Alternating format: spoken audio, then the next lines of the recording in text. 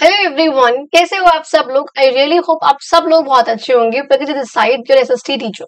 देखो बच्चों, आज की वीडियो में हम लोग करने वाले हैं आप लोगों की क्लास 8 के एसएसटी की न्यू बुक का chapter number 5 universal franchise and electoral system. इसके हम लोग करेंगे आज notes which is the most requested video. बहुत से बच्चे थे ma'am notes, ma'am please notes, ma'am exams आ रहे हैं तो प्लीज नोट्स। ऑल्दो कुछ बच्चों के एग्जाम्स हो चुके हैं, उनके टाइम तक नोट्स की वीडियो नहीं आ पाई थी, लेकिन उन्हीं के लिए मैंने फटाफट से ये वाले जो पार्ट 1 पार्ट 2 क्वेश्चन आंसर सब कुछ इस चैप्टर का अपलोड किया था। एंड इस वाली वीडियोस को आप लोग काफी प्यार भी दे रहे हो, thank you so much for that. चलो ठीक है, अब हम लोग शुरुआत करते हैं आपके इस चैप्टर की, इसके चैप्टर के नोट्स की। नोट्स के साथ साथ मतलब जो भी यहाँ पर कुछ चीजें होंगी जो मुझे आप लोग को एडिशनल समझानी होंगी, जो हम लोगों ने चैप्टर के दौरान करी है, वो सब हम लोग इस वाली वीडियो में कवर अप करने वाले हैं। 5 पेज के नोट्स से ज्यादा बड़े नोट्स नहीं बनाए गए हैं, ठीक है जी। तो चलो अब बिना किसी देरी के अपने इस वीडियो की शुरुआत करते हैं। और उससे पहले जिस बच्चे ने पार्ट 1 पार्ट 2 वाली वीडियोस कंप्लीटली नहीं देखी है, क्वेश्चन आंसर वाली वीडियो नहीं देखी है, प्लीज पहले जाके एक बार उस वाली वीडियो को चेकआउट कर लो। बिकॉज हमने उन वाली वीडियोस में मतलब मैंने अपनी जी जान लगा के आपको सब कुछ समझा दिया है, जो भी आपको आना चाहिए, जो आपको पता होना चाहिए। और जो थोड़ा बहुत आप लोगों को डाउट होगा वो आपका इस नोट्स वाली वीडियो में चैप्टर रिवाइज के थ्रू आपको सब कुछ समझ में आ जाएगा, सब कुछ आपको याद भी रहेगा। शुरुआत करें, चलो जो ठीक है। अब क्योंकि चैप्टर का नाम क्या था आपका, यूनिवर्सल फ्रेंचाइज। यूनिवर्सल का मतलब क्या होता है, जब सबके पास किसी कोई चीज हो, किसी चीज का अधिकार हो, तो हर एक इंसान के पास हो, उसे हम बोलते हैं दैट इज कॉल्ड यूनिवर्सल। हम बोलते हैं यूनिवर्सल ट्रूथ है, तो वो तो सच है, ये सब जानते हैं उस चीज को, दैट मींस जहाँ पे सब आ जाए। फिर फ्रेंचाइज का मतलब होता है वोट करने का अधिकार। फ्रेंचाइज का मतलब क्या होता है, वोट करने का अधिकार। और हम देखेंगे इंडिया का इलेक्टोरल सिस्टम, इंडिया में इलेक्शन का सिस्टम क्या है, कौन से रूल्स, कौन से प्रोसीजर्स, कौन से लॉज कैसे हो रहा है, उस सबको हम लोग डिस्कस करेंगे। सबसे पहली बात यहाँ पे बात करूंगी, अगर मैं यूनिवर्सल अडल्ट फ्रेंचाइज क्या होता है, तो मैंने बताया कि जब सबके पास अडल्ट हो जाने के बाद, यानी कि आप एक सर्टेन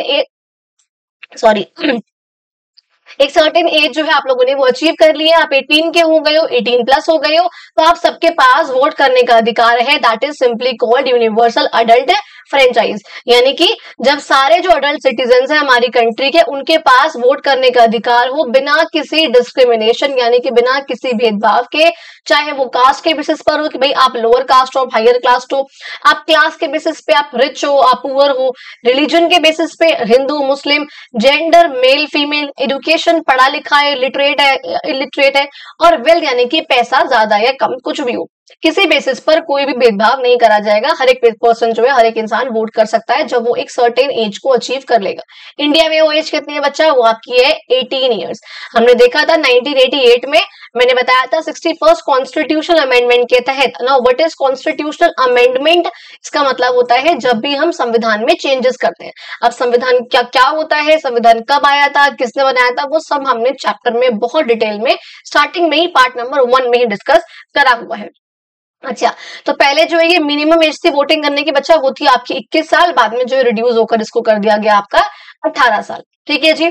चलो अब देखो नेक्स्ट बात करते हो। अब ये सब हम कहाँ की बात कर रहे हैं, हमने बोला इलेक्शंस में कि जब वोटिंग करेंगे तो उसमें सबके पास अधिकार होना चाहिए। अब ये इलेक्शन आखिर होता क्या है, व्हाट इज इलेक्शन, तो सिंपली इलेक्शन एक ऐसा प्रोसेस है जिससे हम जो लोग होते हैं वो अपने रिप्रेजेंटेटिव्स को चूज करते हैं वोटिंग के थ्रू।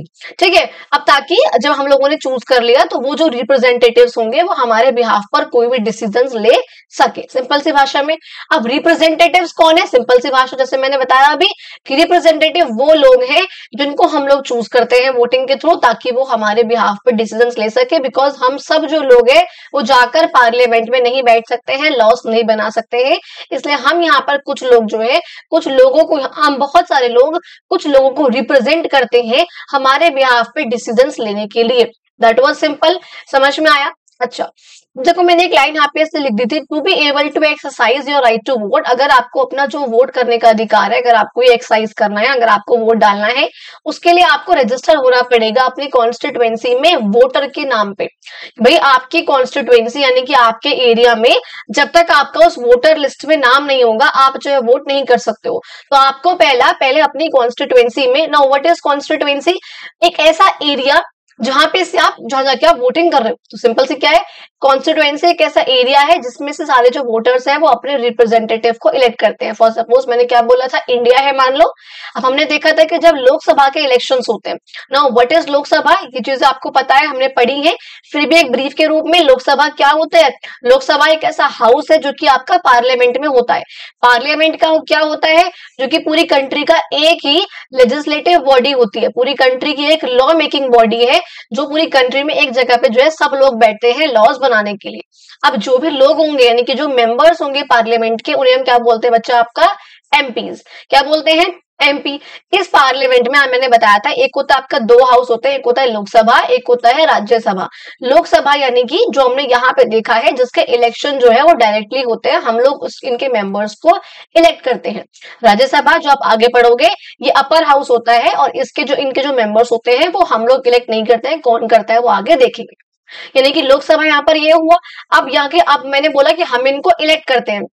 पूरी कंट्री का एक ही पार्लियामेंट होता है और पूरी कंट्री में जो अलग अलग स्टेट्स हैं, हर एक स्टेट की एक एक असेंबली होती है। ये बात बहुत क्लियर भाई, पूरी कंट्री का एक पार्लियामेंट है जो कि आपका दिल्ली में। अब पूरी कंट्री में बहुत सारी स्टेट्स है, 28 स्टेट्स है। इन 28 स्टेट्स का और इवन दो आपकी जो यूनियन टेरिटरीज होती है, पुडुचेरी और दिल्ली, इनका आपका कौन होता है? इनकी आपकी लेजिस्लेटिव असेंबली भी होती है स्टेट की। ठीक है, यानी कि पार्लियामेंट तो पूरे देश का एक होता है, फिर जो हमारी कंट्री में स्टेट्स हैं अलग अलग, उन सब स्टेट्स का एक एक लेजिस्लेटिव असेंबली उनकी होती है। अच्छा जी, अब जो भी उन लेजिस्लेटिव असेंबली के मेंबर्स होते हैं, जाहिर सी बात है जो लेजिस्लेटिव असेंबली के मेंबर्स होंगे उन्हें हम बोलेंगे members of legislative assembly, MLA. और जो आपके पार्लियामेंट के मेंबर्स होंगे, चाहे वो लोकसभा के हो चाहे राज्यसभा के हो, क्योंकि पार्लियामेंट के मेंबर्स है, उन्हें हम बोलेंगे मेंबर ऑफ पार्लियामेंट यानी कि एमपी। एमपी जो है, जाहिर सी बात है, हमको दिख रहा है कि पूरी कंट्री का एक ही पार्लियामेंट है, उसमें जो लोग कुछ बैठ रहे हैं उनकी वैल्यू ज्यादा होगी एज कम्पेयर टू जो स्टेट्स के अलग अलग यहाँ पे एमएलए होते हैं। एमपी जो है बड़ा होता है, उससे थोड़ा छोटा सा आपका, उससे थोड़ा छोटे आपके एमएलए होते हैं। इस तरीके से आपको समझ में आया। अब देखो मैंने बोला कॉन्स्टिट्यूएंसी। अब देखो सिंपल सी बात है, पूरी कंट्री में अगर इलेक्शन होने, तो ये तो नहीं है पूरे इंडिया में एक साथ इलेक्शन कर दूंगी एक ही दिन, ऐसा पॉसिबल नहीं है। तो हम क्या करते हैं, अपनी कंट्री को छोटे छोटे एरियाज में डिवाइड करते हैं। अब यही जो छोटे छोटे एरियाज होते हैं, सिंपल सी भाषा में इन्हें हम बोलते हैं कॉन्स्टिट्यूएंसीज, जहां पे से जो वोटर्स होते हैं वो अपने जो एक जगह के, एक एरिया के जो वोटर्स होंगे वो अपने रिप्रेजेंटेटिव को इलेक्ट कर देंगे, उसको वोटिंग के थ्रू। समझ में? ये बहुत सिंपल सी चीजें आपको समझा रही हूँ मैं, और बहुत सिंपल सी भाषा में समझा रही हूँ जो भी यहाँ पर बुक में आपकी चीजें हैं। अच्छा जी, ठीक है। अब मैंने बोला हमें एक बहुत वेल ऑर्गेनाइज सिस्टम चाहिए होता है अपने इलेक्शंस को मैनेज करने के लिए, ये इंश्योर करते हुए कि जो इलेक्शंस है वो फेयर तरीके से हो और फ्री तरीके से हो। मैंने दो वर्ड को यहाँ पे जो बुक में था आपका स्पेशली मैंने मेंशन करा है, ताकि आप लोगों के माइंड में ये चीज रहे कि इलेक्शन जो है वो फेयर तरीके से हो और फ्री तरीके से हो। जब भी मैं बोलूं कि इलेक्शन फेयर है, यानी कि इलेक्शन में कोई फ्रॉड नहीं हुआ है, कोई माल प्रैक्टिस नहीं हुई है, कोई बूथ कैप्चरिंग नहीं हुई है, किसी गुंडे ने आकर वोट नहीं डाले, कुछ भी इस टाइप का नहीं हुआ है। और फ्री का मतलब है जब हर एक इंसान के पास एक चॉइस हो यहाँ पर, कि हर एक इंसान जिसको वोट करना चाहे उसको वोट कर सकता है। जहाँ पे 4 5 6 7 पार्टीज हैं, आपको जिसको वोट करना है आप उसको वोट करो, तो आप फ्री हो वोट करने के लिए। तो फ्री और फेयर इलेक्शन जो है वो होने चाहिए, हमें इसके लिए अच्छा खासा सिस्टम जो है चाहिए होता है। नाउ अब हम बात करेंगे अपने इस इलेक्टोरल सिस्टम की। Now what is electoral system? कहते हैं इलेक्टोरल सिस्टम सिंपल सी भाषा में वो प्रोसेस है बाय विच, जिससे जो, अब देखो इलेक्टोरल सिस्टम का मतलब क्या है, जो आपके इलेक्शन का सिस्टम है। इलेक्शन का सिस्टम यानी कि किस तरीके से आप अपने रिप्रेजेंटेटिव को चूज कर रहे हो, आप किस तरीके से वोट डाल रहे हो, आप कौन से लॉस को फॉलो कर रहे हो, कौन से रूल्स है यहाँ पर, कौन से प्रोसीजर्स है यहाँ पर, आपकी वोट की काउंटिंग कैसे हो रही है, आप कौन से इंस्ट्रूमेंट का यूज कर रहे हो, आपका वोट करा कौन रहा है, हर एक चीज को यहाँ पर जब हम लोग सब कुछ यहाँ पर देखते हैं, इसी को हम बोलते हैं बच्चा आपका इलेक्टोरल सिस्टम। वो मेथड, वो प्रोसेस जिससे आप अपने रिप्रेजेंटेटिव को इलेक्ट करते हो वोटिंग के थ्रू। आप इसमें रूल्स का, प्रोसीजर्स का, इंस्टीट्यूशंस का, हर एक चीज का यहाँ पे ध्यान रखते हो। वो डिसाइड, यही जो होते हैं वो डिसाइड करते हैं कि हाँ जी वोटिंग किस तरीके से होगी, किस तरीके से वोट्स काउंट होंगे, किस तरीके से जो विनर्स हैं वो डिक्लेयर करे जाएंगे। समझ में आई ये वाली चीज? इसी को हम बच्चा आपका बोलते हैं इलेक्टोरल सिस्टम। अब देखो आपका ये डोंट मिस आउट में एक लाइन लिखी थी जिसको मैं नहीं चाह रही थी मिस करना, कि आप लोग नोट्स में भी इस चीज को भूल जाओ। कहते हैं इंडिपेंडेंस से पहले सिर्फ और सिर्फ 13% इंडियंस थे जो कि वोट डालने के लिए अलाउड थे, क्योंकि उस टाइम पे फ्रेंचाइज का अधिकार उन लोगों के पास नहीं था। फ्रेंचाइज आपका यूनिवर्सल नहीं था। फ्रेंचाइज करने का मतलब कि वोट करने का अधिकार, फ्रेंचाइज का मतलब क्या है कि वोट करने का अधिकार। तो सबके पास वो अधिकार फ्रेंचाइज यानी कि वो नहीं था, फ्रेंचाइज यूनिवर्सल नहीं था। और कहते हैं वुमेन को जो है वोट करने का अधिकार स्विट्जरलैंड में 1971 में दिया गया था, यूएसए में 1920 में दिया गया था, इंडिया में कब दिया गया बेटा 40। अब देखो कहने को तो हम लोग आजाद हुए, आजाद होने के बाद ही हो गया, लेकिन जो इलेक्शंस होते हैं हमारे फर्स्ट जनरल इलेक्शन, स्टार्टिंग में बोला ना कि फर्स्ट जनरल इलेक्शंस कब हुए 1950, अच्छा नीचे है वो 1951 से 52 में जो है हमारे पहले जनरल इलेक्शंस हुए थे। तो ये 1951 से 52, तो यानी कि इस टाइम पे हमारी वुमेन को भी, ऑल्दो जो हमारा संविधान बनकर तैयार हो गया 1950 में ही, तभी जो है हमारी वुमेन को वोट करने का अधिकार मिल गया था। हमारा जो फ्रेंचाइज है वो यूनिवर्सल हो चुका था। अच्छा, अब देखो यहाँ पे आपसे क्वेश्चन पूछते हैं, why universal franchise is important for our country.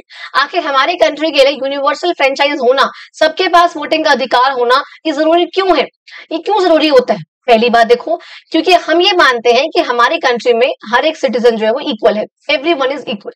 जब हर एक इंसान इक्वल है, किसी के बीच में कोई डिस्क्रिमिनेशन नहीं है, कोई भेदभाव नहीं है on the basis of caste, religion, gender, कुछ भी यहाँ पर है, तो आखिर हम उनकी वोटिंग में कैसे कोई डिस्क्रिमिनेशन नहीं कर सकते, नहीं कर सकते।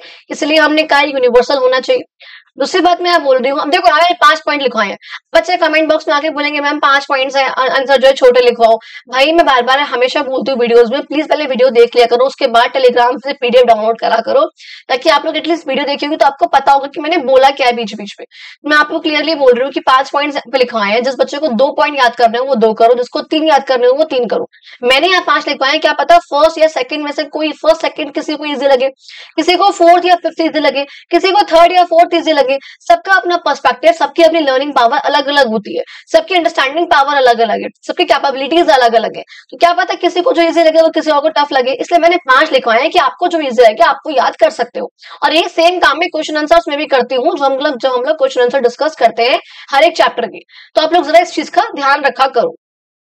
अच्छा, सेकंड मैंने बात बोली एवरीवन्स वॉइस मैटर, कि भाई हर एक इंसान की आवाज, हर एक इंसान की वॉइस जो है वो मैटर करती है, हर एक सिटीजन का जो वोट है उसकी वैल्यू सेम होती है। हमने बोला भाई देखो, मैंने यहाँ ये नहीं बोला कि एमएलए बड़ा होता है या एमपी, मैंने तो बस ये बोला है कि हमारे वोट की वैल्यू सेम है, चाहे मैं एमएलए को वोट डालूं चाहे मैं एमपी को वोट डालूं, वोट तो मैं एक ही डाल सकती हूँ ना, और मेरा एक ही वोट होगा। ऐसा नहीं कि मैं लड़की हूं तो मेरा वोट आधा हो जाएगा, ऐसा कुछ नहीं है। यानी कि सेम वैल्यू होनी चाहिए, और हर एक इंसान जो है वो पार्टिसिपेट करना चाहिए गवर्नमेंट को बनाने में। गवर्नमेंट बनेगी, और गवर्नमेंट कैसे बनेगी, जब हम अपने रिप्रेजेंटेटिव को चूज करेंगे, ठीक है, तभी जो है गवर्नमेंट फॉर्म होती है। अब इलेक्शन किस तरीके से होते हैं, क्या चीजें होती है, आगे मैंने पूरा प्रोसेस लिखवा रखा है, तो वहां जरा आप लोग उस चीज को भी जरूर समझना। नेक्स्ट देखो बात करूंगी, इलेक्टेड रिप्रेजेंटेटिव जो है वो आंसरेबल होते हैं लोगों के लिए। मैंने बोला हुआ है अगर आपने उन लोगों को इलेक्ट करा है तो ऑब्वियसली बात है आप उनसे जो सवाल करोगे उनको जवाब देना होगा, they are answerable, they are accountable. Fourth बात यहाँ पे हो रही है, पीपल कैन रिमूव रिप्रेजेंटेटिव्स। भाई अगर वो इस साल काम नहीं कर रहे हैं, 5 साल उन्होंने कोई काम नहीं करा, मैं अगले आने वाले 5 साल के लिए उनको इलेक्ट नहीं करूंगी, जो भी अगले इलेक्शन होंगे, क्योंकि आपके हर प्रकार का इलेक्शन, चाहे प्रेसिडेंट का हो, चाहे वाइस प्रेसिडेंट का हो, चाहे लोकसभा का हो, चाहे आपका लेजिस्लेटिव असेंबली का हो, सब इलेक्शन जो है 5-5 साल के टेन्योर के लिए होते हैं। राज्यसभा का नाम मैं नहीं लिया है, आगे उसको बताऊंगी क्यों नहीं लिया है। अच्छा, तो मैंने बोला 5th पॉइंट यहाँ पे आएगा, power to determine one's future. Obviously बात है सिटीजन्स को पता होती है ये चीज कि उन्हें कौन सा जो है रिप्रेजेंटेटिव चूज करना है, जो उनके इंटरेस्ट को सही तरीके से रिप्रेजेंट कर सके, फ्यूचर में उनका ध्यान रख सके, तो वो जो है अपना अच्छा जानते हैं। अच्छा, नेक्स्ट देखो बात करती हूँ एक बार यहाँ पे होम वोटिंग के कॉन्सेप्ट की, कि होम वोटिंग क्या होता है। हमने जिक्र भी किया था इसका कि फर्स्ट टाइम 2024 के इलेक्शन में ऐसा हुआ था कि होम वोटिंग का कॉन्सेप्ट आया था। व्हाट इज होम वोटिंग, जहां पे जो पर्सन 85 ईयर्स के, फॉर सपोज अगर वो सीनियर सिटीजन है, 85 प्लस ईयर्स के हैं वो, या फिजिकली डिसेबल है काफी ज्यादा, लेकिन वो वोट डालना है उनको, तो आप इलेक्टोरल जो आपका होता है सिस्टम, आप उनको जो पोस्टल बैलट्स वगैरह होते हैं, आप वहाँ पे रिक्वेस्ट डालकर ये चीज कर सकते हो कि अपने घर पे वोट डालना है हमको, तो वो लोग जो लोग हैं वो घर पे आपके आ जाएंगे और आप जो है वोटिंग कर सकते हो। तो बेसिकली सिंपल सी बात क्या है, होम वोटिंग पहली बार करा गया था 2024 में जो इलेक्शन हुए थे हमारे। इसका मतलब क्या होता है, जो आपके ओल्ड एज लोग हैं, 85 प्लस हैं और फिजिकली डिसेबल है, वो अपने घरों से वोट कर सकते हैं, ताकि हर एक इंसान जो है वो वोट कर सके, इस इलेक्शन के प्रोसेस में शामिल हो सके। नेक्स्ट देखो बात करेंगे election commission of India. Now what is election commission of India, किस बला का नाम है ये, क्या होता है, क्या है। देखो भाई, इलेक्शन कमीशन ऑफ इंडिया हमारी कंट्री में जो भी आपके इलेक्शन हो रहे हैं, देखो मैंने लिखा हुआ था इसलिए, आपका जो प्रेसिडेंट का इलेक्शन हो रहा है, आपकी वाइस प्रेसिडेंट का इलेक्शन हो रहा है, आपके लोकसभा के इलेक्शन होते हैं, आपके राज्यसभा के इलेक्शन होते हैं, आपके लेजिस्लेटिव असेंबलीज के इलेक्शन होते हैं। ये सारे ही इलेक्शन कौन कराता है? आपका इलेक्शन कमीशन ऑफ इंडिया। तो यानी कि इलेक्शन कमीशन है ये, तो ऑब्वियसली बात है ये कैसे कॉन्स्टिट्यूशनल, पता है आपको एमसीक्यू पूछ सकते हैं कि इलेक्शन कमीशन जो है वो कैसी बॉडी है, एक ऑर्गेनाइजेशनल बॉडी है, एक स्टैट्यूटरी बॉडी है, एक कॉन्स्टिट्यूशनल बॉडी है, कौन सी बॉडी है आपको पता होना चाहिए, बिकॉज ये कॉन्स्टिट्यूशन के आर्टिकल 324 में इसका जिक्र है। तो यानी कि ये जो है ये आपकी कॉन्स्टिट्यूशनल बॉडी है जो कि फ्री और फेयर तरीके से हमारी कंट्री में इलेक्शंस कराने के लिए रिस्पॉन्सिबल है, इसी का काम होता है ये 1950 में जो ये एस्टैब्लिश हुई थी। और ये इलेक्शन प्लीज याद रखना Lok Sabha, Rajya Sabha, legislative assembly, president और वाइस प्रेसिडेंट, इन 5 के इलेक्शन जो है ये कंडक्ट कराती है। अब ये बता चुकी हूँ ऑलरेडी कि जो फर्स्ट जनरल इलेक्शन हुए थे जनरल वाले वो आपके 1951 से 52 में वाले हुए थे। अच्छा अब देखो, अब आपको पता है भैया एक आपकी है सेंट्रल लेवल, हमने जिक्र भी किया था वीडियो में, आपके सबसे ऊपर एक होती है सेंट्रल लेवल गवर्नमेंट यानी कि नेशनल गवर्नमेंट, आपकी मोदी जी, ठीक है, जैसे हमने बोला आपका ये लोकसभा राज्यसभा, ठीक है, ये हुई आपकी। इसके नीचे आपकी होती है बच्चा स्टेट लेवल गवर्नमेंट, ऑब्वियसली बात है जो कि हर एक स्टेट की होती है। लेजिस्लेटिव असेंबली हमारे यहाँ दिल्ली में रेखा गुप्ता और कहीं पहले केजरीवाल थे, योगी है यूपी में, इस तरीके से। अब उसके नीचे आपको पता है आप लोगों की होती है लोकल गवर्नमेंट जो कि हमारी ग्राम पंचायत और जो म्युनिसिपैलिटीज, म्युनिसिपल कॉर्पोरेशन दिल्ली, ये सब चीज जो होती है। अब जब इन दोनों के इलेक्शन सेंटर में लोकसभा, राज्यसभा और आपका स्टेट में लेजिस्लेटिव असेंबली, इन सबके इलेक्शन किसने करा है? इलेक्शन कमीशन ऑफ इंडिया ने करा है। लेकिन जो आपकी लोकल लेवल ऑफ गवर्नमेंट है, बिकॉज ये काफी लोअर लेवल है गवर्नमेंट का, काफी और मतलब डिसेंट्रलाइज करके बिल्कुल, इसके जो इलेक्शन कंडक्ट करती है वो कंडक्ट करती है आपकी स्टेट इलेक्शन कमीशन। कौन करती है? State election commission. जो आपके पंचायत के, म्युनिसिपैलिटीज के यहाँ पे इलेक्शंस होते हैं वो यहाँ पर ये ही कंडक्ट करती है। इसके लिए इलेक्शन कमीशन ऑफ इंडिया नहीं है, इसके लिए हमने स्टेट इलेक्शन कमीशन जो है वो बना रखे हैं। अब ये क्या है, ऑब्वियसली बेसिकली ऐसा करती है ये कि ईसीआई के साथ मिलकर उसको कंसल्ट कर यानी कि इसको इलेक्शन कमीशन ऑफ इंडिया को कंसल्ट कर कुछ मैटर्स, चाहे वो यूनिवर्सल फ्रेंचाइज का हो, चाहे लिस्ट का हो, कोई मैटर्स यहाँ पर होते हैं, कॉन्स्टिट्यूशनल मैटर्स है, कुछ भी है, इसको कंसल्ट करके कई बार जो है काम करती है। मतलब बेसिक जो काम किसका है वो आपका स्टेट इलेक्शन कमीशन यानी कि SEC का होता है, पंचायत और म्युनिसिपैलिटीज के इलेक्शन कराना, और ईसीआई का काम होता है इन 5 के इलेक्शन कराना। क्लियर हुआ यहाँ तक का पॉइंट? आगे देखो, अब बात करूं अगर इलेक्शन कमीशन ऑफ इंडिया क्या क्या काम करती है, क्या क्या काम होता है इनके हाथ में। पहली बात, सेटिंग इलेक्शन डेट्स, कि आपको जो बुक में था मैंने उसी को एलाबोरेट करके अच्छे से लिखा हुआ है कि आपको पूछ सकते हैं एग्जाम में। कहते हैं इलेक्शन डेट्स को सेट करना। इलेक्शन कमीशन क्या करता है भाई, जो आपके इलेक्शन है वो कब होने उसकी डेट को अनाउंस करना, कब वोटिंग होगी वो बताना, कब आपके जो है कब उसके रिजल्ट डिक्लेयर कर जाएंगे वो बताना, हर एक चीज यहाँ पर कौन बताता है? आपका इलेक्शन कमीशन ही बताता है। सेकेंड बात, रजिस्टरिंग पॉलिटिकल पार्टीज। अब भाई जो अलग अलग पॉलिटिकल पार्टीज आती हैं, आपकी बीजेपी है, आपकी बीएसपी है, आपकी आप है, आपकी एनपीपी है, बहुत सारी पार्टीज हैं, इन सब पार्टीज को रजिस्टर करना, साथ साथ इनको सिंबल्स अलॉट करना, भाई किसी को हाथ का सिंबल, किसी को कमल का सिंबल, किसी को झाड़ू का सिंबल, ये सिंबल अलॉट करना भी किसका काम है? आपका इलेक्शन कमीशन ऑफ इंडिया का काम होता है। Enforcing the model code of conduct, भाई मॉडल कोड ऑफ कंडक्ट को इन्फोर्स करना, उसको लागू करना। इससे पहले जरा समझे पर मॉडल कोड ऑफ कंडक्ट क्या होता है। जब भी इलेक्शन होते हैं, पॉलिटिकल पार्टीज को सिंपल सी भाषा में कुछ रूल्स एंड प्रोसीजर्स को फॉलो करना होता है। हर एक कैंडिडेट भी फॉलो करेगा उसको, और जो political party as a whole वो भी उन रूल्स को, उन प्रोसीजर्स को फॉलो करेगी।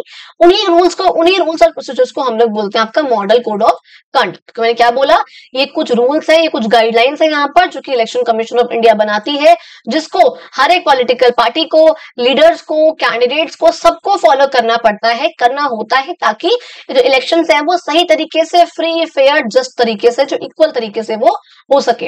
अब वो कौन से कंडक्ट हो सकते हैं, कौन कौन से वो मॉडल कोड हो सकता है।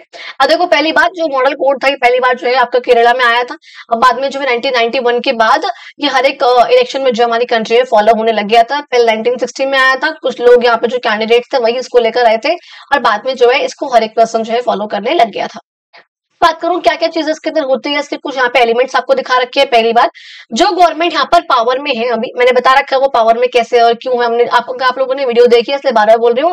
पहले एक बार जो लॉन्ग वाली वीडियोस आपकी पूरी डिटेल, उन वाली वीडियोस को प्लीज एक बार चेकआउट कर लो। बहुत से बच्चे देख रहे हैं, बहुत से बच्चों के अच्छे अच्छे कॉमेंट्स भी आ रहे हैं। एंड प्लीज अब मैं कहूंगी, बिकॉज अब मैं काफी एक्टिव हूँ, तो आप लोग प्लीज मुझे इंस्टाग्राम चैनल पे मेरे फॉलो करो, प्रगति अग्रवाल ऑफिशियल पे। वहां पे मैं कुछ रील्स वगैरह अपलोड करती हूँ रिगार्डिंग माई mini vlog, regarding mini days, क्या उसमें क्या कर रही हूँ। प्लस मैं स्टोरीज पे आपकी अपडेट्स भी अपलोड करती रहती हूँ कि आज कौन सी वीडियो आने वाली है। स्टे ट्यून्ड, आप लोगों को पता रहेगा कि हाँ क्या वीडियोस आ रही है, मैम किस पे काम कर रही है, क्या प्रिपेयर हो रहा है। आप लोग वहां भी डीएम कर सकते हो, बहुत से बच्चे डीएम करते भी है। हर्षिता वगैरह काफी रिक्वेस्ट, काफी मैसेजेस आते हैं वहां पे, हम ग्रेटफुल थैंकफुल टू यू। ठीक है, तो ठीक है, ठीक है। अब देखो मैं बोल रही हूँ भाई, अब देखो जो गवर्नमेंट है पावर में, मैंने बताया था भाई, फॉर सपोज यहाँ पर 2014 में जो इलेक्शंस हुए थे, अब जो फॉर सपोज हाँ मई में इलेक्शंस हुए थे, मैं एग्जांपल दे रही हूँ, सिर्फ मई 2014 में आपके मोदी जी के इलेक्शंस हुए थे। अब इसके बाद दोबारा इलेक्शन कब होंगे, दोबारा 5 साल बाद, यानी कि 2019 में। अब इससे पता है क्या, इसके 1 महीने पहले यानी कि अप्रैल में ही इलेक्शंस होने शुरू हो जाएंगे, ताकि जैसे ही इसका 5 साल का टेन्योर खत्म हो, तभी हमारे पास ऑलरेडी एक रेडी गवर्नमेंट होनी चाहिए कि हाँ नेक्स्ट गवर्नमेंट कौन सी बनने वाली है। यानी कि अभी गवर्नमेंट ऑलरेडी पावर में होगी 1 महीने पहले तक भी, इसलिए बोल रहे हैं कि जो गवर्नमेंट यहाँ पावर में है वो अपने, उसके पास कुछ रिसोर्सेज होते हैं, कुछ व्हीकल्स होती है उनके पास, उन व्हीकल्स का इस्तेमाल नहीं कर सकते वो लोग कैंपेनिंग करने में। जब भी यहाँ पे इलेक्शन कैंपेन होंगे तो जो गवर्नमेंट के व्हीकल्स हैं वो उसका इस्तेमाल नहीं कर सकती। जब इलेक्शन डेट अनाउंस हो गई है कि हाँ जी मई को 21 मई से इलेक्शन होने हैं, जैसे अनाउंस हो गया, चाहे वो 1 महीने पहले हो चाहे वो 10 दिन पहले हो, डेट अनाउंस होने के बाद कोई भी नई स्कीम, कोई भी नए प्रोजेक्ट्स, कोई भी नई फाउंडेशन की यहाँ पे जो है वो नहीं रखी जाएगी जिससे वोटर्स को इन्फ्लुएंस पड़े। फॉर सपोज अगर मान लो यहाँ पर मैं बोलूं कि 21 मई से इलेक्शन है और जो मोदी जी है वो अभी आज अनाउंस हो गया 10 मई को कि हाँ जी 21 तारीख से इलेक्शन आपके होने वाले हैं। आज जैसे अनाउंस हुआ उसके बाद मोदी जी आते हैं और कहते हैं कल से हम ये वाली स्कीम लॉन्च करने वाले हैं, ये काम नहीं हो सकता। ठीक है, सेकंड बात देखो, कहते हैं ऑल पॉलिटिकल पार्टीज और कैंडिडेट जो है वो रिस्पॉन्सिबली यहाँ पर काम करेंगे, ताकि जो कैंपेनिंग वगैरह है, जो इलेक्शंस वगैरह हो रहे हैं, उन सब में पीस यानी कि शांति बनी रहे, ऐसा उनको काम करना होगा। किसी भी रिलीजियस प्लेस वगैरह को यूजुअली यूज नहीं कर सकते हैं अपने बातों को कहने के लिए, ऐसा भी कहते हैं। कहते हैं गिफ्ट वगैरह देना, मैंने एग्जांपल दे रखा है, अल्कोहल बांटना, साड़ियां बांटना, ये सब बांटना, आपकी बुक में एग्जांपल भी था इस चीज का। पैसे देना, ये किसी भी प्रकार से वोटर्स को इंड्यूस करना, उनको प्रेरित करना, उनको प्रोवोक करना, उनको मनाना, उनको कन्विंस करना अलाउड नहीं है। अगर आपने ऐसा करा तो ऑब्वियसली बात है वो पनिशेबल माना जाएगा। इसे हम बोलते हैं आपका मॉडल कोड ऑफ कंडक्ट, जो कि आपका ईसीआई लेकर आता है बेसिकली कुछ रूल्स और प्रोसीजर जो कि हर एक पॉलिटिकल पार्टी, उसके लीडर, उसके कैंडिडेट्स को फॉलो करने पड़ते हैं, ताकि इलेक्शंस फ्री और फेयर तरीके से, इक्वल तरीके से हो सके। तो ये लेकर आना किसका काम है, आपका इलेक्शन कमीशन ऑफ इंडिया का काम होता है। एंड लास्ट बात, जो इलेक्टोरल प्रोसेस है आप लोगों का, इसको पूरा ओवरसी करना, इस पर ध्यान देना, किस तरीके से हो रहा है, क्या हो रहा है, सारे काम करना, वोटर्स लिस्ट बनाना, काउंटिंग कराना, रिजल्ट को डिक्लेयर करना, ये सब जो है काम किसका, आपका इलेक्शन कमीशन ऑफ इंडिया का ही होता है। ये बात समझ में आ गई जी। चलो जी अब नेक्स्ट बात करते हैं।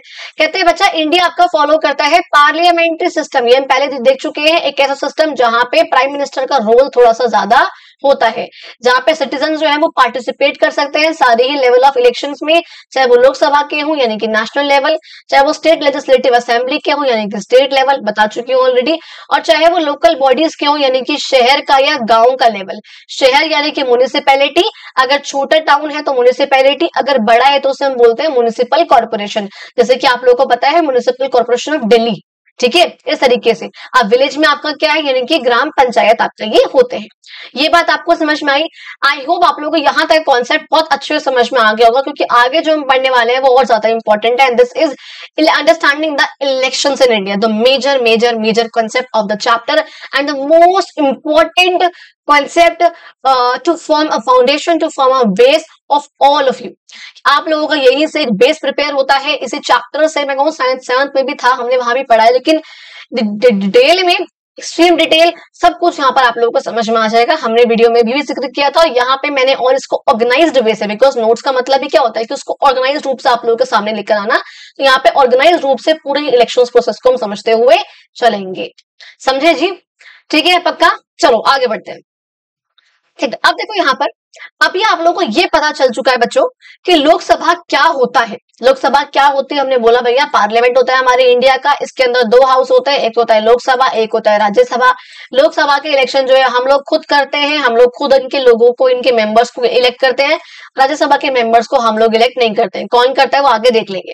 अब जब ये लोकसभा के इलेक्शन यहाँ पर हो रहे हैं, क्योंकि इलेक्शन हम लोग कर रहे हैं, तो इसमें क्या प्रोसीजर फॉलो होता है, किस तरीके से हमारे देश में इलेक्शन होते हैं, उसको हम लोग जरा यहाँ पे समझेंगे। समझ में आया जी? चलो अभी क्या समझ में आया, अभी पढ़ेंगे आगे। देखो एज आई टोल्ड कि जब भी यहाँ पे इलेक्शंस हो रहे हैं तो ऐसा नहीं है कि पूरे इंडिया के इलेक्शन, पूरे कंट्री के इलेक्शन एक साथ ही हो जाएंगे, पूरे एक ही जगह पर हो गए, पॉसिबल नहीं है। हम क्या करते हैं, मैंने बताया अपनी इंडिया को, अपनी कंट्री को कुछ कॉन्स्टिट्युएंसीज में यानी कि कुछ एरियाज में डिवाइड करते हैं।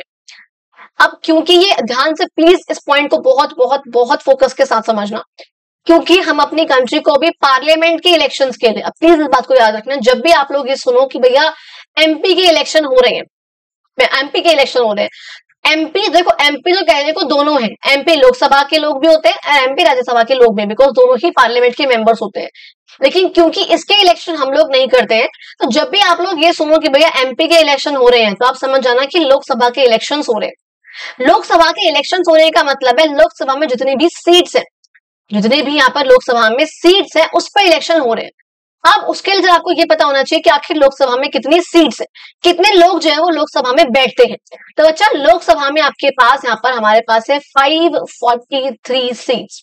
543 सीट्स पूरी कंट्री के हमारे इस पार्लियामेंट की लोकसभा में जाकर बैठते हैं। यानी कि सोचो करोड़ों की आबादी को मात्र 543 लोग हैं जो रिप्रेजेंट करते हैं। ठीक है, ये बात समझे। अब पहले क्या था, पहले एक्चुअली 545 थे, 2 लोग एक्स्ट्रा थे। मैक्सिमम स्ट्रेंथ आप लोगों ने चैप्टर 6 में भी पढ़ी हुई है, मैक्सिमम जो यहाँ पे लोग बैठ सकते हैं वो बैठ सकते हैं 550। लेकिन अभी कितने बैठते हैं, 543 यानी कि 43। पहले 545 थे, लेकिन जो वो 2 थे वो एंग्लो इंडियंस थे जिनको प्रेसिडेंट नॉमिनेट करते थे। अब जो है 2020 से उनका हटा दिया गया उनको। अब जो हमारे पास मात्र 543 सीट्स होते हैं लोकसभा में जिनका इलेक्शन हम लोग करते हैं। राज्यसभा के अंदर बच्चा आपकी 245 सीट्स होती हैं। कितनी होती है बच्चा आपकी, 245 सीट्स होती है, यानी कि पूरे इंडिया में जो आपके इलेक्शन होते हैं। अब इंडिया में इलेक्शन किस तरीके से हो रहे हैं उसको आगे देखेंगे हम राज्यसभा के। अब लोकसभा की बात करनी है, हमको मेन जो फोकस करना है वो इस पे करना है। लोकसभा जो बच्चा देखो आपका लोअर हाउस होता है, हाउस ऑफ द पीपल होता है, क्योंकि इसको जो हम लोग खुद रिप्रेजेंट कर रहे होते हैं, हम लोग खुद इनको इलेक्ट कर रहे होते हैं। अच्छा मैंने बोला कि इसमें 543 सीट्स होती है, 543 लोग जो है बैठेंगे, तो इसके लिए हमारी कंट्री को 543 एरियाज में डिवाइड करना होगा, यानी कि कॉन्स्टिट्युएंसीज में डिवाइड करना होगा। करा हमने, कर दिया। अब देखो यहाँ पे तो 543 बन नहीं पाएंगे, तो जितने बने मैंने उतने बना दिए, डिवाइड कर लिया। अब क्या होगा बच्चा, हर एक कॉन्स्टिट्युएंसी, सपोज ये कॉन्स्टिट्युएंसी है, एक एरिया है, इस एरिया से हर एक जिस पॉलिटिकल पार्टी को खड़ा होना होगा इस एरिया से, वो फॉर सपोज यहाँ पे बीजेपी को भी खड़ा होना है यहाँ से, तो इसने अपना एक कैंडिडेट खड़ा करा। अच्छा एक सेकेंड, जरा मुझे ना एक सेकेंड दो।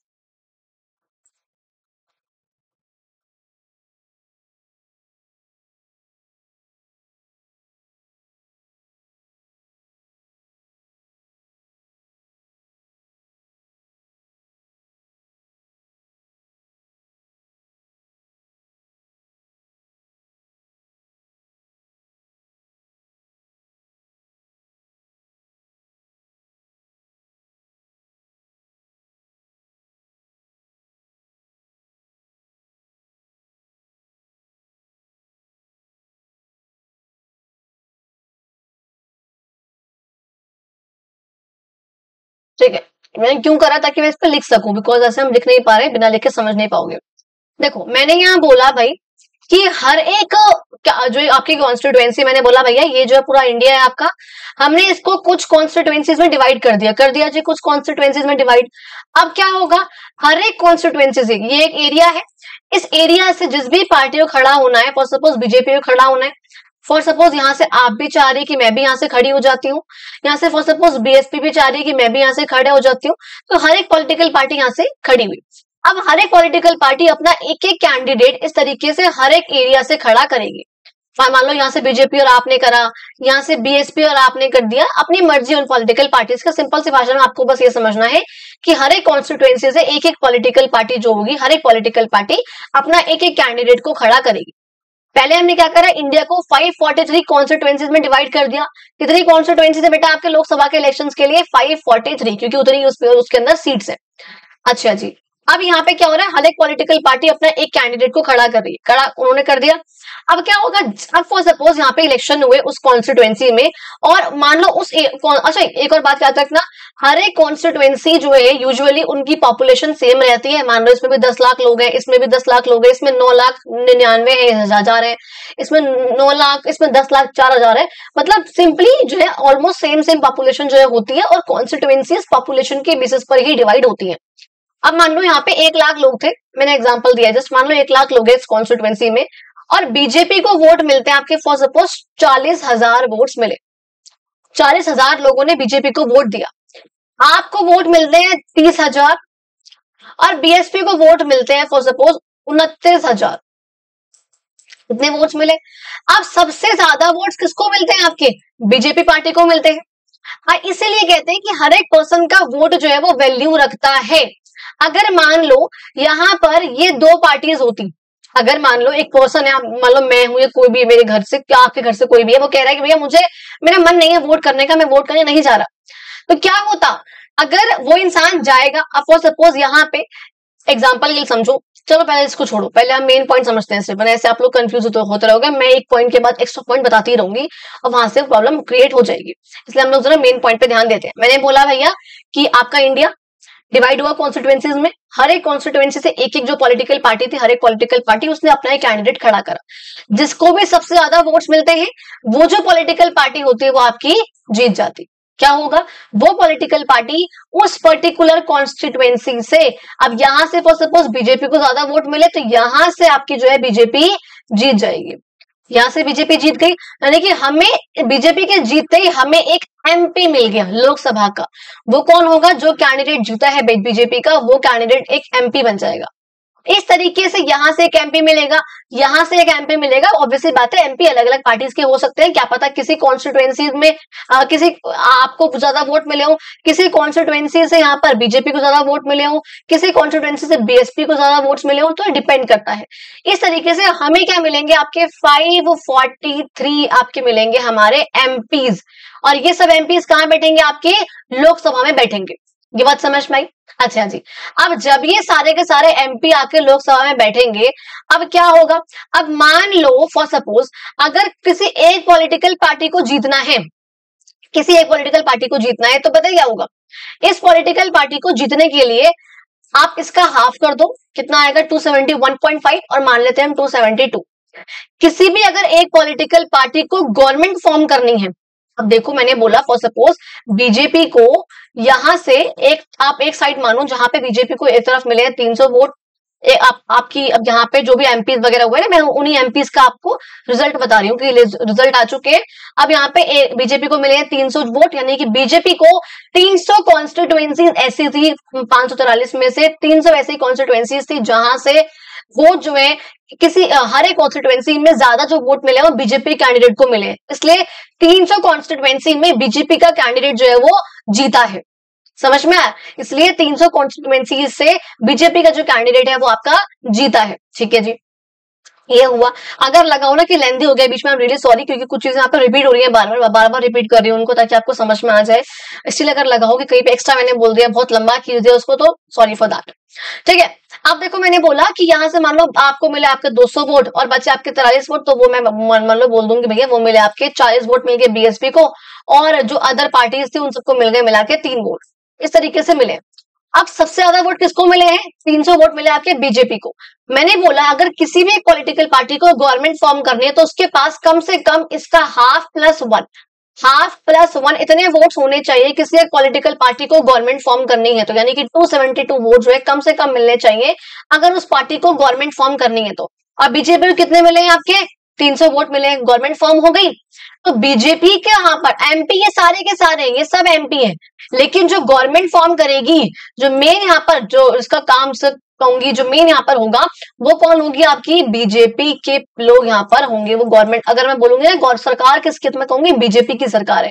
एमपी तो सारे हैं, बीजेपी का एमपी भी है, उसके अंदर आपका एमपी भी है, बीएसपी का भी है, लेकिन गवर्नमेंट किसकी होगी, अब बीजेपी की होगी। अब जो भी इस बीजेपी पार्टी का जो लीडर होगा, जो भी इसका लीडर होगा, वो आपका बन जाएगा बच्चा प्राइम मिनिस्टर।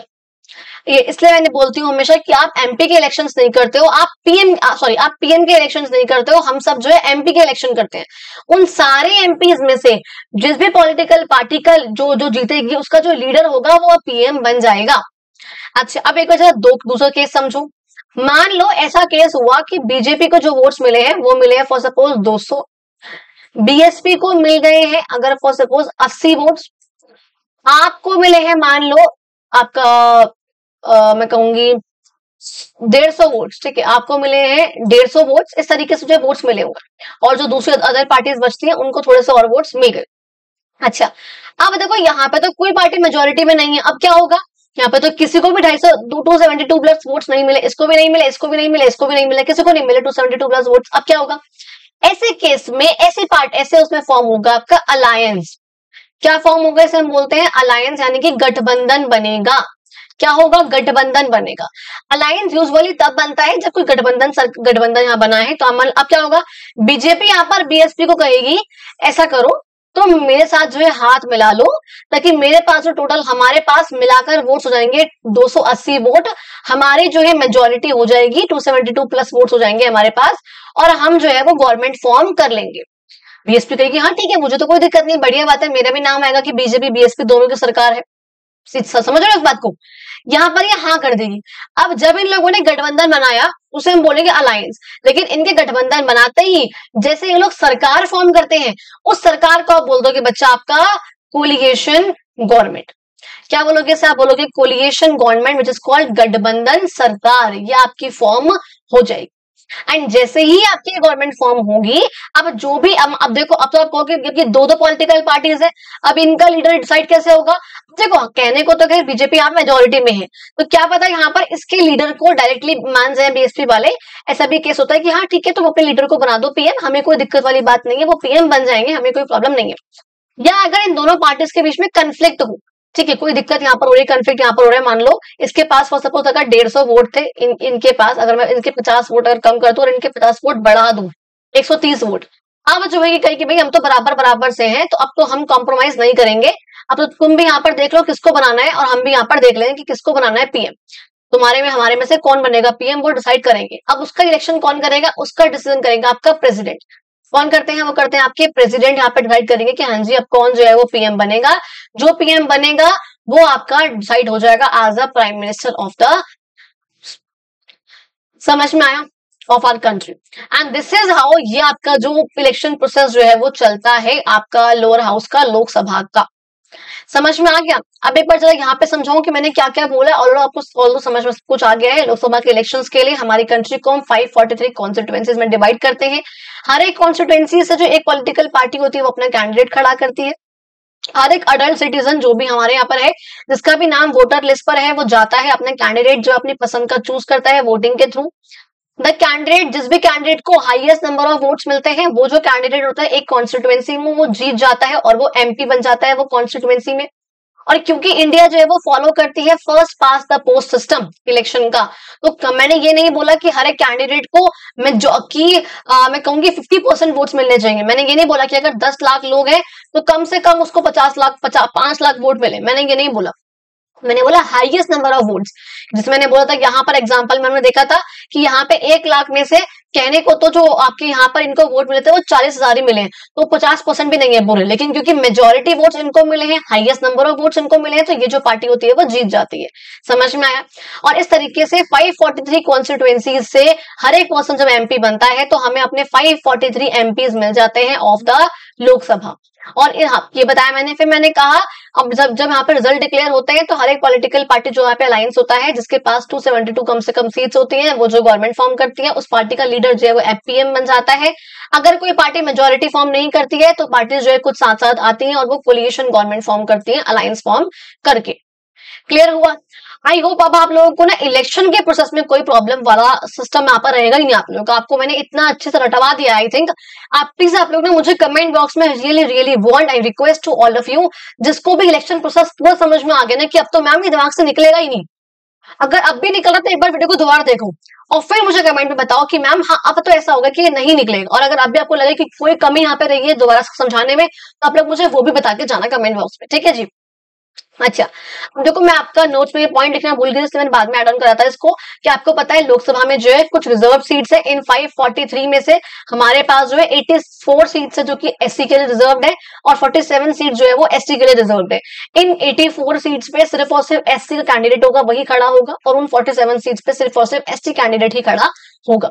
अब ऐसा नहीं कि इनको सिर्फ एससी एसटी के लोग ही वोट करेंगे, नहीं, वोट सब कर सकते हैं, लेकिन खड़ा यहाँ पर एससी एसटी के लोग ही होंगे इन पर्टिकुलर सीट्स पे। समझ में आ गया जी? ओके जी। अब देखो लेजिस्लेटिव असेंबली के इलेक्शन यहाँ पे किस तरीके से हो रहे हैं स्टेट लेवल पे, उसको भी देख लेते हैं।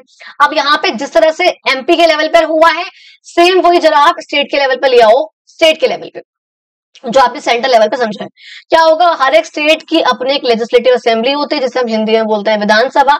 हर एक, अब देखो जिस तरीके से आपका वाला प्रोसेस था ना कि भाई कॉन्स्टिट्यूएंसीज जो है डिवाइड है on the basis of the population, same ऐसे यहाँ पर बोलते हैं हम कि जो कॉन्स्टिट्यूएंसीज है यानी कि जो नंबर ऑफ सीट्स यहाँ पर है वो यहाँ पर डिपेंड होती है कि भाई उस स्टेट की पॉपुलेशन कितनी है, यानी कि उस लेजिस्लेटिव असेंबली में कितने लोग बैठेंगे ये डिपेंड करेगा उस स्टेट की पॉपुलेशन कितनी ज्यादा है।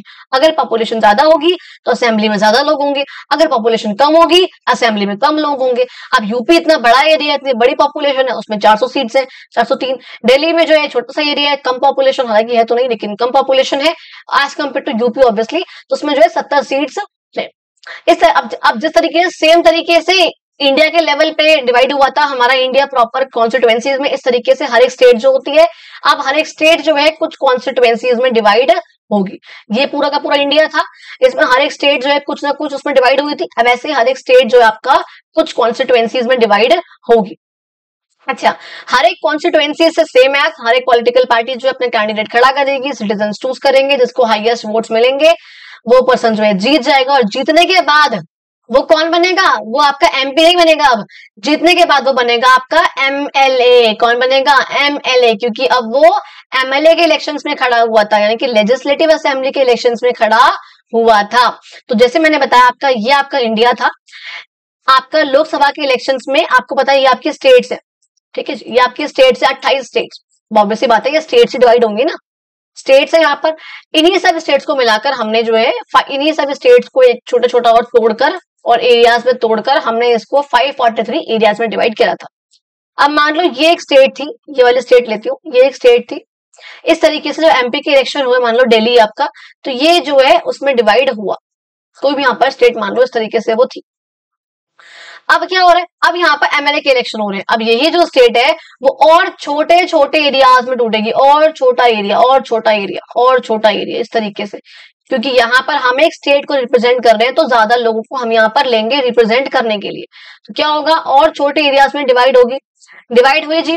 अब क्या होगा, हर एक एरिया से एक जो कैंडिडेट जो एक पार्टी होगी वो अपना एक कैंडिडेट जो है खड़ा करेगी, और जिस भी कैंडिडेट को जो है ज्यादा वोट मिलेंगे उस पर्टिकुलर कॉन्स्टिट्यूएंसी से वो जो कैंडिडेट होगा वो आपका बन जाएगा एमएलए। कौन बन जाएगा, आपका एमएलए बन जाएगा। एंड दिस इज हाउ आपको जो है उस पर्टिकुलर स्टेट के बहुत सारे एमएलए मिल जाएंगे। अब जो भी यहाँ पर अब सेम प्रोसेस जो वहां पे प्रोसेस हुआ था कि अगर यहाँ पर जो एमएलए यहाँ पर है, अगर फॉर सपोज उसको जो है जितनी भी यहाँ पर सीट्स है, फॉर सपोज अगर 70 सीट्स आपकी दिल्ली में लेजिस्लेटिव असेंबली में, 70 का हाफ करोगे कितना आएगा, 35 + 1 36। अगर उस पॉलिटिकल पार्टी को 36 सीट्स मिल गई है तो वो जो पॉलिटिकल पार्टी वो मेजोरिटी है तो वो अपनी गवर्नमेंट फॉर्म करेगी। अगर नहीं मिली है तो वो किसी एक पार्टी के साथ अलायंस फॉर्म करेगी, कोलिशन गवर्नमेंट फॉर्म करेगी, और यहाँ पे देश को चलाएगी। और जो भी उनका लीडर होगा, एमपी के केस में वो कौन बना, आपका पीएम बना, लेकिन एमएलए के केस में वो पीएम आपका जो लीडर होगा वो कौन बनेगा, आपका सीएम बनेगा, यानी कि chief minister of the state. इसलिए हम बोलते हैं कभी भी एमपी के या फिर सॉरी क्या बोलती हूँ, कभी भी पीएम के या सीएम के इलेक्शंस नहीं होते हैं, हमेशा इलेक्शन एमपी और एमएलए के होते हैं। इन्हीं एमपी एमएलए में से कुछ कुछ किसी एक पर्सन को जो मेजोरिटी पार्टी का होता है उसके लीडर को यहाँ पर आपका पीएम और यहाँ पे सीएम जो है वो बना दिया जाता है। इसलिए हमने बोला कि जो एमपी होते हैं वो नेशनल पार्लियामेंट को रिप्रेजेंट करते हैं और जो एमएलए होते हैं वो स्टेट की असेंबली को रिप्रेजेंट करते हैं। आई होप अब आप लोगों को ये क्लियर हो गया होगा कॉन्सेप्ट, ठीक है जी। अब देखो जरा आगे बढ़ते हैं वीडियो को लंबा ना करते हुए। इलेक्शन टू राज्यसभा के इलेक्शन यहाँ पे किस तरीके से होते हैं भैया। राज्यसभा आपको पता है अपर हाउस है, पर ये जो है स्टेट को रिप्रेजेंट करता है। जिस तरीके से लोकसभा जो है लोगों को रिप्रेजेंट कर रहा था, रिप्रेजेंट द पीपल, इस तरीके से जो राज्यसभा है वो स्टेट को रिप्रेजेंट करती है। अच्छा, मैंने कहा था इस राज्यसभा में जो है 245 सीट्स होती हैं। इन 245 सीट्स में से 233 जो सीट्स होती है वो आपकी इलेक्टेड होती हैं, जो 12 होती है वो नॉमिनेटेड होती है।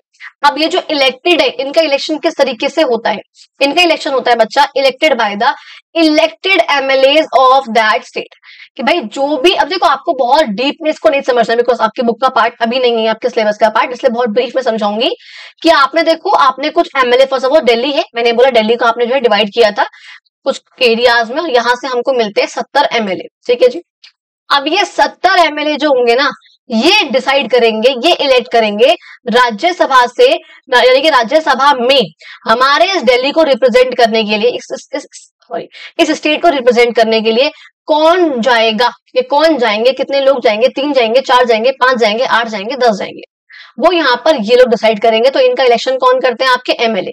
यानी कि हमने एमएलए को इलेक्ट करा, एमएलए और एमपी के जो इलेक्शन होते हैं वो हमारे डायरेक्ट इलेक्शन होते हैं, डायरेक्टली हमने उनको इलेक्ट करा होता है। अब ये जो एमएलए होते हैं ये बाद में आपके राज्यसभा के जो मेंबर्स होंगे उनको इलेक्ट करेंगे कि हमारी स्टेट को रिप्रेजेंट करने के लिए राज्यसभा में हमारी स्टेट से कौन जाएगा, उसको कौन इलेक्ट करेगा, आपका राज्यसभा, उसको एमएलए इलेक्ट करेंगे। जितनी बड़ी स्टेट यहाँ पर होगी, जितनी ज्यादा उसकी पॉपुलेशन होगी, उतने ही ज्यादा जो मेंबर्स हैं वो राज्यसभा में जाएंगे। सिंपल सी बात है। अच्छा जी, कहता है ये जो हाउस आपका ये परमानेंट हाउस होता है, ये हाउस कभी भी डिसॉल्व नहीं होता। जैसे आपका लोकसभा होता है हर 5 साल बाद डिसॉल्व होगा, लेकिन राज्यसभा जो है कभी भी डिसॉल्व नहीं होता है। हर एक मेंबर जो है उसका 6 साल का टर्म रहता है, न कि 5 साल का। इसलिए मैंने कहा था कि मैंने 5 साल में राज्यसभा का नाम नहीं लिया था, कि हर एक पर्सन का टर्म जो होता है वो 6 साल होता है, और हर 2 साल बाद 1/3 जो मेंबर्स होते हैं वो आपके रिटायर होते रहते हैं। क्या प्रोसेस है, क्यों होता है, कैसे होता है, it's not a part of your syllabus. कहते हैं जो आपके लोकसभा के इलेक्शंस हुए थे आपके, हमको पता है, हमने वो सिस्टम था हमारा फर्स्ट पास द पोस्ट, कि जिसको भी हाईएस्ट वोट्स मिले वो पर्सन जो है वो जीत गया। लेकिन राज्यसभा के प्रेसिडेंट के, वाइस प्रेसिडेंट के, इन सबके जो इलेक्शंस होते हैं वो आपके होते हैं सिंगल ट्रांसफरेबल वोट से। इसका मतलब क्या है, आप लोगों ने वीडियो में देखा होगा जब हमने डिटेल में डिस्कस करा है, तो वहां मैंने इसको समझाया हुआ है, जिसमें हर एक पर्सन को एक छोटे से छोटे, सपोज अगर मैंने बोला 10% यहाँ पर जो है वोट्स मिले हैं बीजेपी को, और 4% लोगों ने वोट दिया है आपको, तो अब अगर मैं देखूंगी भाई मेजोरिटी वोट इसको मिले हैं, एफपीटीपी में ये जीत जाता, यानी कि ये वाला। लेकिन अगर वो सिंगल ट्रांसफरेबल वोट है, इसमें अगर 10,000 सीट्स पे इलेक्शन हुए हैं वो, तो 10% वोट यानी कि 1000 सीट जो है बीजेपी के पास आएंगी। 4% वोट आपको मिले हैं तो यानी कि 4000 सीट जो है उसके पास आएंगी। इस तरीके से जो है यहाँ पर इलेक्शन होते हैं, ठीक है। अच्छा, नॉट 4000, इट्स 400 सीट्स, ठीक है। तो ये से हम बोलते हैं सिंगल ट्रांसफरेबल वोट, जहां पे एक फेयर रिप्रेजेंटेशन जो है हर एक छोटे से छोटी स्टेट को मिलता है। तो although not a part of your syllabus, तो बहुत डिटेल में नहीं समझेंगे, फिर भी डिटेल जाननी हो तो जहां वीडियो मैंने दे रखी है पूरी पार्ट 1 पार्ट 2 वहां मैंने समझा रखा है। नेक्स्ट देखो बात करेंगे election to the president of India. आखिर प्रेसिडेंट के इलेक्शन जो है किस तरीके से होते हैं। प्रेसिडेंट जो है वो डायरेक्टली इलेक्टेड नहीं होते हैं हम लोगों के द्वारा, बल्कि उनका जो एक इलेक्टोरल कॉलेज होता है जो कि दूसरा होता है। Now what is electoral college, simple सी भाषा में बताऊं, जो लोग होते हैं, जो लोग उस पर्टिकुलर पोस्ट के लिए वोट करते हैं, जो एलिजिबल होते हैं, उन्हें हम बोलते हैं सिंपल सी भाषा में इलेक्टोरल कॉलेज। जैसे अभी आप आगे देखोगे कि जो आपका प्रेसिडेंट को कौन कौन लोग वोट कर रहे हैं वो है उसका इलेक्टोरल कॉलेज। वाइस प्रेसिडेंट को कौन कौन लोग इलेक्ट कर रहे हैं वो है उसका इलेक्टोरल कॉलेज। राज्यसभा के मेंबर्स को कौन कौन लोग वोट कर रहे हैं वो है उनका इलेक्टोरल कॉलेज, कि भाई उसमें एमएलए आ रहे हैं, तो राज्यसभा का इलेक्टोरल कॉलेज कौन हुआ, एमएलए हुए। प्रेसिडेंट को कौन कौन वोट कर रहे हैं, तो मैंने कहा था इलेक्टेड जो एमपी है दोनों ही हाउसेस से, लोकसभा राज्यसभा, लेकिन जो इलेक्टेड है, नॉट द नॉमिनेटेड वन। कौन कौन से ग्रुप पार्ट नहीं लेंगे, तो जो राज्यसभा के और लेजिस्लेटिव असेंबली में जो कुछ आपके नॉमिनेटेड मेंबर्स होंगे, नॉमिनेटेड, वो यहाँ पर प्रेसिडेंट को वोट नहीं करते हैं। जो आपके इलेक्टेड एमएलए होते हैं सारी स्टेट में से, और 2 यूटीज दिल्ली और पुडुचेरी, क्योंकि इन्हीं की असेंबली है, तो इन्हीं के जो भी यहाँ पे इलेक्टेड एमएलए होते हैं वो आपका जो है यहाँ पर वोट करते हैं। लेकिन जो लेजिस्लेटिव काउंसिल के मेंबर्स होते हैं वो यहाँ पर प्रेसिडेंट के इलेक्शन में वोट नहीं करते हैं। अच्छा, यानी कि अब इसका इलेक्टोरल कॉलेज क्या हुआ प्रेसिडेंट का, elected MPs of both the houses and elected MLAs of all the states and 2 UTs, ये इसका इलेक्टोरल कॉलेज हुआ। समझ में आया। कहते हैं जो इलेक्शंस होते हैं वो कंडक्ट होते हैं सिंगल ट्रांसफरेबल वोट सिस्टम, जो हमने ऊपर देखा था, जिससे सेंट्रल और स्टेट गवर्नमेंट दोनों को रिप्रेजेंट करा जाता है। और अगर ज्यादा पॉपुलेशन है स्टेट की तो ऑब्वियसली बात है उसका ज्यादा से होता है इलेक्शन में। जितनी ज्यादा पॉपुलेशन होगी उस स्टेट की उतने ज्यादा उस स्टेट के एमएलए होंगे, उतने ज्यादा उस स्टेट के राज्यसभा में लोग होंगे, जितने ज्यादा वो लोग होंगे उतने ज्यादा वो अपने लोगों को आगे लेकर जाएंगे, उनको इलेक्ट करेंगे, अपने चूज करेंगे मेंबर को। तो ये आपका अलग प्रोसेस चलता है, is not that much important for you guys. अच्छा, इवन जो आपके यूटी दिल्ली और पुडुचेरी के जो नॉमिनेटेड मेंबर्स होते हैं, नॉमिनेटेड वाले, वो भी इसमें वोट नहीं करते हैं। तो ये आपको मेन बात आपको ये याद रखनी है कि आखिर कौन वोट कर रहा है, तो आपको ऑटोमेटिकली याद रहेगा कि हाँ कौन वोट नहीं कर रहा। अगर यहाँ पे देखो एक वर्ड यहाँ पे आया था अभी, लेजिस्लेटिव काउंसिल। अब ये काउंसिल वर्ड कहाँ से आ गया? हमने तो पढ़ा है अभी तक, आप बता रहे थे लेजिस्लेटिव असेंबली होता है। हाँ जी, असेंबली ही होता है, लेकिन कुछ स्टेट यानी कि 6 स्टेट्स ऐसी हैं जिनके पास जो है बाई कैमरल लेजिस्लेचर है। यानी कि बाई कैमरल लेजिस्लेचर का मतलब क्या होता है? बाई के नाम से पता चल रहा है जहां पर 2 लेजिस्लेचर है, जहां पे 2 हाउसेस है, जहां पे 2 चैम्बर्स है यहाँ पर। तो वो यहाँ पर है, एक होता है यानी कि एक ऐसा लेजिस्लेचर जिसके 2 हाउसेस है यानी कि 2 चैम्बर्स है। नेशनल लेवल पे हमारे पास एक लोकसभा होती है, एक राज्यसभा होती है। स्टेट लेवल पे हमारे पास एक लेजिस्लेटिव असेंबली होती है और लेजिस्लेटिव काउंसिल्स होती है। लेजिस्लेटिव काउंसिल जो है सिर्फ और सिर्फ आज के टाइम पे 6 स्टेट्स की है, जिसमें आपका आएगा महाराष्ट्र, मैंने बताया था वीडियो के टाइम पर भी, चैप्टर के टाइम पे। एक आपका आएगा आंध्र प्रदेश, एक आएगा बिहार, एक आएगा कर्नाटक, एक आएगा आंध्र प्रदेश हो गया बीकाऊ, एक आएगा उत्तर प्रदेश और एक आएगा आपका तेलंगाना। ये जो है 6 स्टेट्स होती है आपकी जिसमें लेजिस्लेटिव काउंसिल्स है आज के टाइम पर। कहते हैं ऐसा क्यों होता है कि सिर्फ और सिर्फ जो इलेक्टेड लोग हैं एमपी एमएलए, सिर्फ इन्होंने ही प्रेसिडेंट के इलेक्शन में वोट करा है, सिर्फ इलेक्टेड है, देखो दोनों तरफ। कहीं पर भी जो नॉमिनेटेड है वो वोट नहीं कर रहे हैं। तो वो क्यों नहीं कर रहे हैं वोट? कहते हैं क्योंकि हमें दिखाना है लोगों की चॉइस। हमें यहाँ पे बात करनी है, मेन काम बात करनी है हमको लोगों की चॉइस की। और प्रेसिडेंट यहाँ पर तभी तो बनेगा जब लोगों की चॉइस के जो लोग हैं यहाँ पर, जिसको हम लोगों ने इलेक्ट करा है, जब इलेक्टेड लोग ही उसको चूज करेंगे तभी हमको एक्चुअल यहाँ पे चॉइस दिखेगी लोगों की। अब देखो नेक्स्ट अगर बात करूं कि आगे वाइस प्रेसिडेंट आपका जो होता है, वाइस प्रेसिडेंट होता कौन है? बेसिकली राज्यसभा का जो चेयर करता है, राज्यसभा का जो चेयर पर्सन होता है, जो चेयर पर्सन है वो आपका होते हैं आपके वाइस प्रेसिडेंट होते हैं। अच्छा, कहते हैं कुछ ऐसी भी सिचुएशंस होती हैं जब अगर प्रेसिडेंट अपना फंक्शन नहीं कर पा रहे हैं, वो बीमार पड़ गया है, कुछ भी यहाँ पर है, तो वाइस प्रेसिडेंट जो उनका रोल प्ले करते हैं। नाउ इन वाइस प्रेसिडेंट का इलेक्शन किस तरीके से हो रहा है? सिंपल सी भाषा में, चाहे वो आपके इलेक्टेड हो चाहे वो आपके नॉमिनेटेड हो, इनका इलेक्टोरल कॉलेज क्या है कि जो एमपी है दोनों ही हाउसेस के, यहाँ पे देखो एमएलए को इन्होंने इन्वॉल्व नहीं करा क्योंकि इनको स्टेट को रिप्रेजेंटेशन नहीं देना। यहाँ पे हमको स्टेट्स को भी रिप्रेजेंटेशन देना था, इसलिए हमने एमएलए को काउंट किया था, चाहे इलेक्टेड ही थे सिर्फ।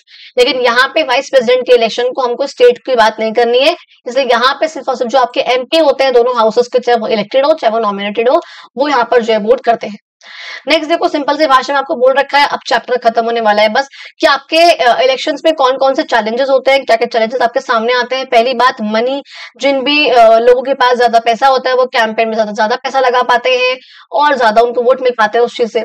क्रिमिनल कैंडिडेट्स होते हैं, कई बार ऐसे कैंडिडेट जिनका कुछ क्रिमिनल रिकॉर्ड रहा होता है वो भी यहाँ पर इलेक्शन को कंटेस्ट करते हैं।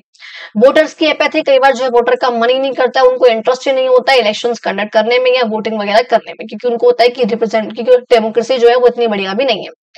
किस तरीके से हम उनकी पार्टिसिपेशन को बढ़ा सकते हैं, किस तरीके से हम डेमोक्रेसी को स्ट्रेंथन कर सकते हैं?